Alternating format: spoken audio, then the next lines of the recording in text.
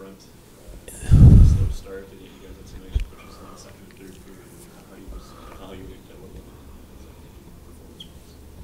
performance? I thought we had good first. I mean, we only gave up 5 shots and 3 goals, and I think their second or third tip in out of midair, like that's the way it's kind of going for us.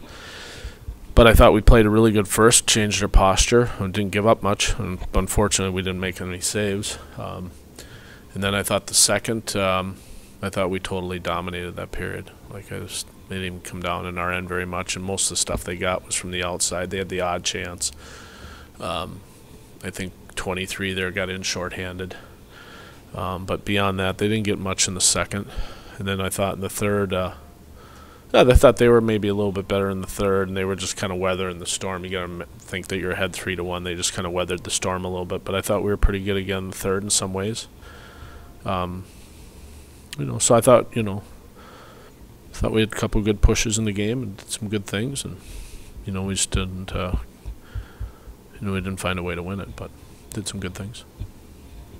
You've been around this game a long time. Have you ever been around a situation where essentially played through and beat up front? No, if I even go way back to mid-'90s when I was in the IHL, there was the IHL and the AHL and the NHL. Like, I was coaching then in pro hockey, and I remember some weird stuff, but I don't remember ever playing with 3D up front. One is your starting left wing, and, 2 is, wingers on another line. But, we've played Chicago now 4 times in the last 2 weeks, and we've played 3 of the 4 games with at minimum 8D in the lineup.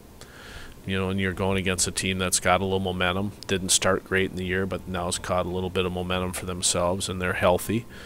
And they basically have their team. I mean, besides when we played them the other day, Porter was there, who's back up in St. Louis right now. But otherwise, they're the same team. And, so they're kind of going on some streaks that we were going on earlier. And, they should feel good about that. I was just disappointed. I thought from a league standpoint and from a competitive standpoint, like I felt like this was a series we hadn't played them all year, and this was a series you'd like to go head-to-head with your regular team and say, okay, let's get it on and see who's got what. But unfortunately, in the 4 games set, we didn't get that at all. So that was disappointing, because even if you're the other team, you want to play the other team's best. You want to play them at their best. That's when you find it, especially this time of year, where you stand. But it didn't come to fruition, so.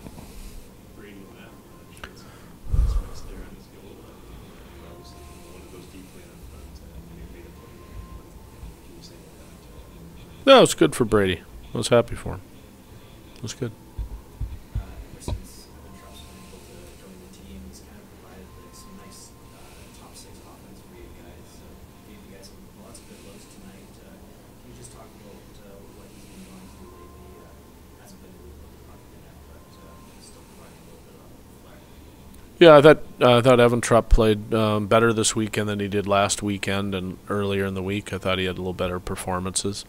He's a small guy. He's got to play with a lot of jam and a lot of passion. He's got to get into people's hands and into their chest, and he's got to take pucks away. And I thought he did that. He had some real good looks. He didn't get a chance to score. But, he's doing the best he can with what he's got, and he gives us a great effort, So I thought he was fine. Chicago's got a bit of a luxury that you used to have, in that they have an all-star caliber goalie, and they can put him on the bench and bring in a veteran like Matt Climby. I guess what I'm trying to say is, what effect does that have in a game when there's so much veteran leadership right there in the opposition crease? I thought it was one of the biggest differences in the 4 games that we played them. I think, if you look at tape and you're just honest, I would say that we really had some good looks. We had some great looks last night on Allen and didn't score.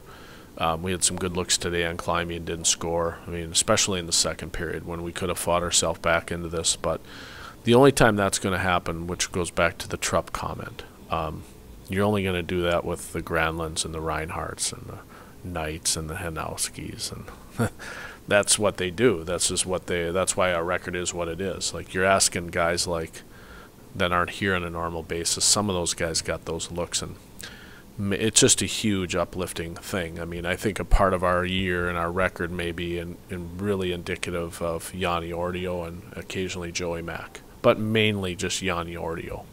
And the confidence that a good goaltending, either one or two gives you, a duo gives you, is just, it's unbelievable. And they got that right now. They know they can take their chances offensively. They put their D in the rush and they come down the ice because they feel like they got their back there.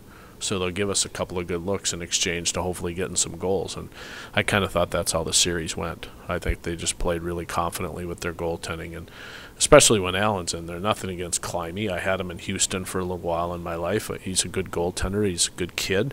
But when Allen's in there, it's like, you know, he's probably the best goalie that's not in the NHL, in the American Hockey League. So you're going to get a lot of confidence from that as a team, and I think they have that right now.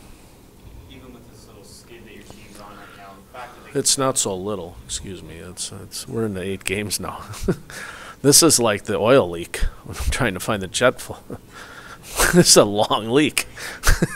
The skid that your team's on, the fact that they can still go out there to a post-game family skate with smiles on their faces, what does that say about the guys? Good. I mean, then that's why we're really comfortable. I mean, no one's really off in there. They're really disappointed. I mean, the biggest thing they are is they're extremely tired. We had obviously a short bench over the last. We had 6 games and 9 nights, so we're literally out of gas. But they're really upbeat. Like they're pretty good. They're wounded.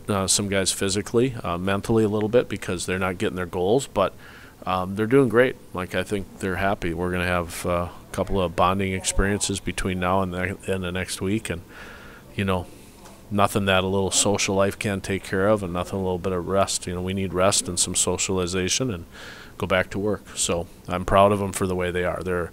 I'm truly blessed with the team I have. Like you wouldn't know in that room that we've lost whatever 8 streaks, however long that leak is. Like you wouldn't know it. You wouldn't even know it if we brought kids in there. And to your point, I don't think the fans really realize that we probably lost 8 straight. We're very mature about our business, very professional in there, and understand what's at stake.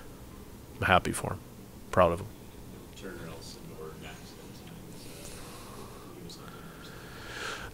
Turner's still injured. Sven's injured. Those were, huge losses. Obviously, we played 9D tonight. Those guys are both injured. I'm hope to get them back next week. That would be the plan.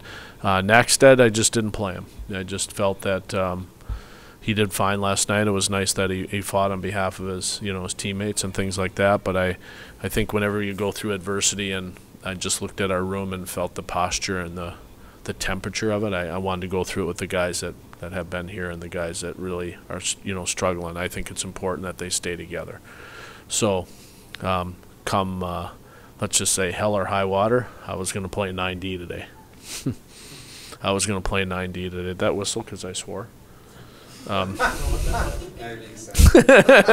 was like, you got a censored phone, that's pretty good. There's all kinds of apps out there nowadays. I just felt it was really important that we stay together through this. To be honest with you, Dan, I just felt like, looking at LaFranchise as the left wing and Lammer as the right wing and Smith as a left wing. I just felt it was important because Nacksted's only going to be here a few days, and we're going to hopefully get some players back sometime this week from Calgary, and I just felt it was important that our group stay together during this tough time.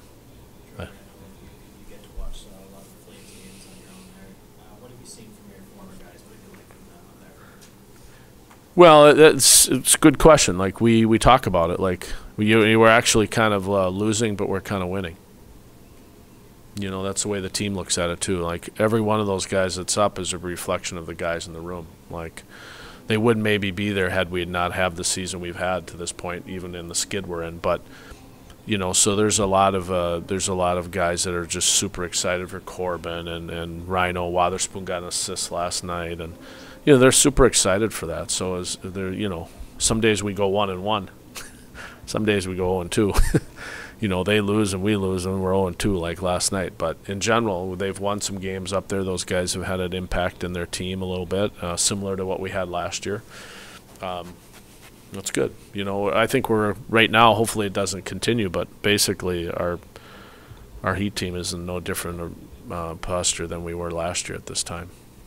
it's pretty much the same thing. We got taken a lot of players and had a really good first half. We were in first place, I think, in January, whatever, 12th. And then we ended up, not making the playoffs, just, with travel and just guys got called up. So right now it feels the same. I don't think it'll end up the same as last year. Obviously, we built up some points this year, but in general, it kind of feels the same right now. But we're proud of those guys that are playing really well for Bob and his staff, and we take a lot of pride in that.